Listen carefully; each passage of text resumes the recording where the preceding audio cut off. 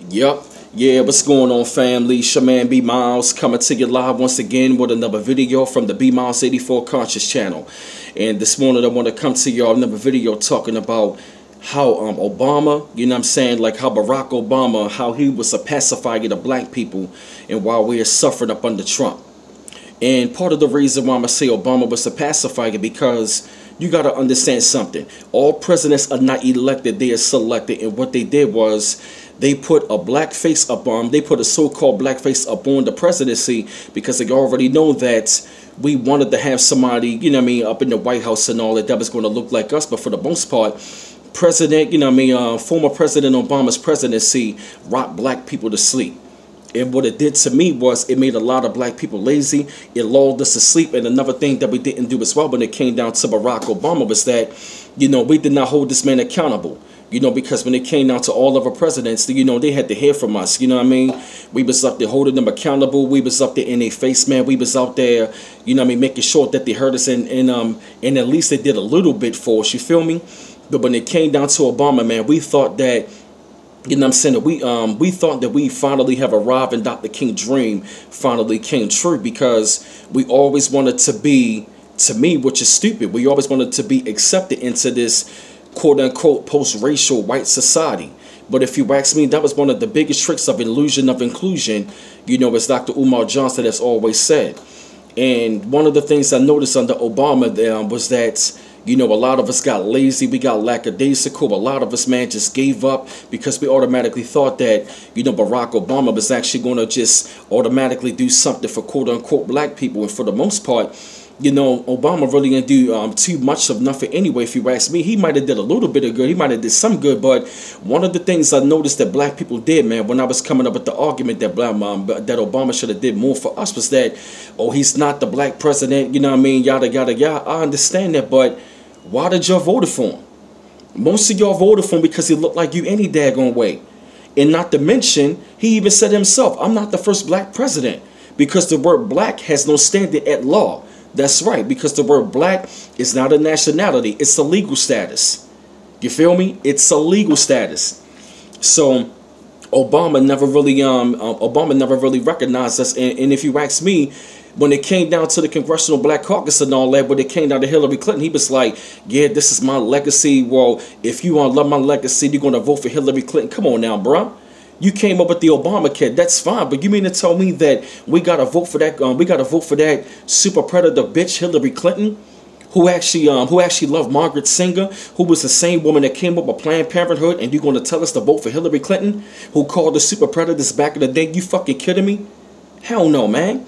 And like I said, I mean, back to the case of point, when it come down to Obama, was that Black America, man, we only looked at him as a symbol, and we did not hold him accountable. And he was a pacifier by the white power structure to say, look, racism doesn't exist anymore. You got a quote-unquote black president. But why you guys are tripping? You got a black president, but you know what I mean? But when it came down to it, he never really talked about the struggle of us over here in America. You understand where I'm coming from? You never really heard him talking about us like that. I'm gonna say the reason why he started to talk about quote unquote Black Lives Matter, it was because they were in his face. You feel me? They were in his face, making sure that they heard about the struggles over here about quote unquote black people. You understand where I'm coming from? So when it come down to it, man, it took for us to like be out there marching and protesting in the street and us having riots in order for us, you know what I mean, in order for us to even say, in order for him to say, okay, well, I see what you guys are going on. But if you ask me, the white power structure, like I said, Democrats and Republicans, they all wanted the same anyway. It's nothing but two wings of the same bird. So what they did was they put a quote unquote black face up in there to say, you know what, we're going to finally give these niggas something that they've been waiting for. Okay, then that's when they started to put him next up to Dr. King, but he's not in the same conversation as the Dr. King or Malcolm X, because they was out there fighting for us. Obama never really fought for us any daggone way. You feel me? He was just there to make us feel good. He was there to pacify us, make us feel good, because we got a president that looked like us. But when it came down to the struggles, and my thing is this, understand you got to help the country. But if, you know what I mean, and black people got to understand this, if you're going to stand in line and vote for this man, This man should be held. The man should be held. The man should be held accountable. And see, that's part of the reason why. Excuse me, y'all. That's part of the reason why we are suffering right about now, and we're going to continuously to suffer up under Trump. And that's the reason why y'all getting your wake-up call, because Obama put you niggas to sleep. They was there to put black people to sleep, and the shit worked. And all of a sudden now, y'all went around here with this post-racial society up under Obama with the illusion of inclusion. He did shit. He did more shit for white women, Hispanics, you know what I mean, Arabs, East Indian, and gays. But when it come down to you, he don't even speak on your fucking behalf.